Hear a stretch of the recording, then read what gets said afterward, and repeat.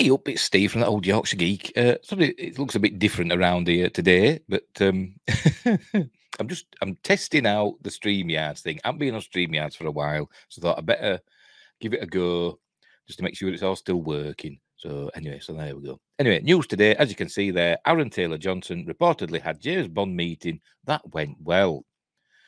Let's have a read. I prefer Streamlabs, I'm sorry, but I've got used to that, and so this is all strange to me. Right, with Daniel Craig having moved on from his time in MI6 to get down with hip-shaking vodka commercials and southern accented crime solving.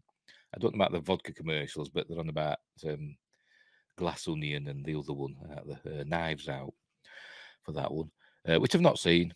And I don't plan on seeing. The time has come to pick a new James Bond to helm the historic film franchise. Casting a new 007 has always represented a new chapter in the filmography of the famous fictional spy. And casting an actor who can embody that new era will undoubtedly be of paramount importance. However, it now seems that one actor may have a real shot at the title of Bond, James Bond. That should be a drinking game, shouldn't it? Never mind. And it's none other than Taylor Johnson, Aaron Taylor Johnson. Very, very funny. By the way, this is from Looper, as usual. Links in the description. Don't forget, like and subscribe, share the comments, hit the notification bell, share the videos. What else? Have I said everything? I don't know. Follow me on my social medias, Facebook, Twitter, and Instagram. I'm also on Rumble and Spotify and Anchor.fm and Amazon Music podcasts and Google Play podcasts. There you go. Links for all those are in the description as well. Right. Taylor Johnson already has several franchise films under his belt, having played Lieutenant Ford Brady in 2014's Godzilla, which I really liked, and the speedster Quicksilver in 2015's Avengers Age of Ultron. He'll also play the titular lead role of Sergei Kravenov in the upcoming Kraven the Hunter. Oh, I didn't know he was doing that. Which is part of Sony's Spider-Man universe of films alongside crown jewels of the film industry, such as Venom and Morbius. He's also proven himself more than capable in an action thriller, as evidenced by Bullet Train and Tenet. I've never seen either of them either. Quite like Venom, quite like Morbius. Even though people hated Morbius, I quite liked it, to be honest. I didn't like Venom 2, whatever that was called. But I've not seen Bullet Train and Tenet. I'm not a big Christopher Nolan fan, so I'm not really going to see Tenet. He annoys me. He's all... I know he's a good filmmaker, and I did like Inception, but it still annoyed me because he's all, look how clever I am. I'm a clever director and writer. And it gets on my nerves. Anyway, but new reports, I'm just a bitter, failed writer.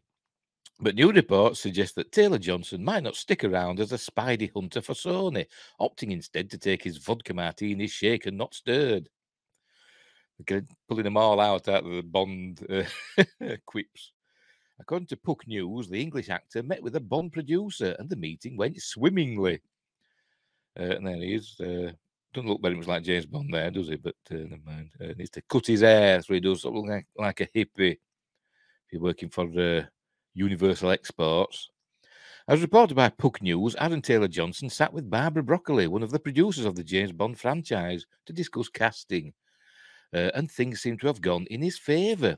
According to the outlet's sources, while castings for the iconic British spy tend to pick less established actors, Sean Connery did smaller crime films before his big turn. Roger Moore was known for television roles and knitting patterns. And Daniel Craig had previously taken on supporting parts. Taylor Johnson has seen his profile. I don't know. I think he did Layer Cake, didn't he, before he was Bond, and he was the star of that film. Anyway, Taylor Johnson. What about who else was there? Thingamabob. Yeah, him. Never mind. My brain's gone doolally.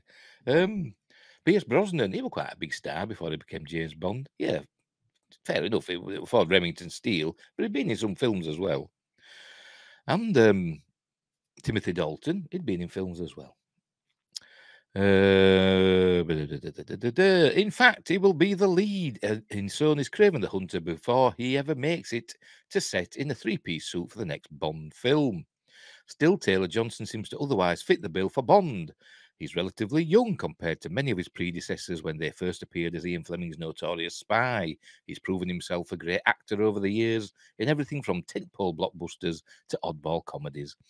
And perhaps most importantly, he's British, with Daniel Craig's final bow as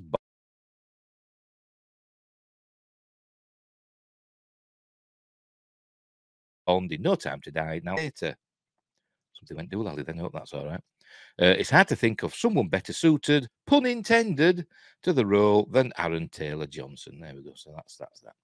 So anyway, yeah, I think it'd be all right. I still want Henry Cavill. I still want Henry Cavill to be Bond, but we can't have everything, can we? But yeah, I think he'd be a good James Bond, but we still want Cavill, don't we? Right, we'll leave it there. So I'm sorry if this looks totally different to what you're used to. I'm going to have a faff in editing and see if I can sort it out and get me frame on and stuff, but I don't know. We'll see what happens.